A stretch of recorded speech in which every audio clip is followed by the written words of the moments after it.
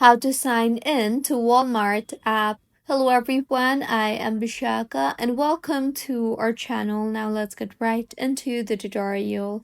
Firstly, go ahead and open the Walmart application on your device and you will see the option to sign in. Tap on that and you will then be required to fill in the form. So start by entering your email and then enter your first name, your last name, your phone number, and then create a password. While creating your password, make sure to add 8 to 100 characters, upper and lowercase letters, and at least one number or special character. Now, tap on the continue button and you will then be sent a verification code in the email address you just entered.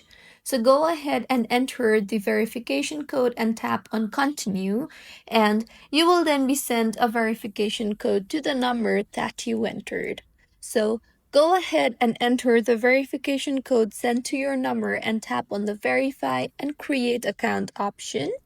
And with this, your account on Walmart will be all set. So this is how you can sign in to Walmart app. If you find this tutorial helpful, please like the video and do comment if you have any queries. Also, do subscribe to our channel for more helpful tutorials like this. See you on the next one.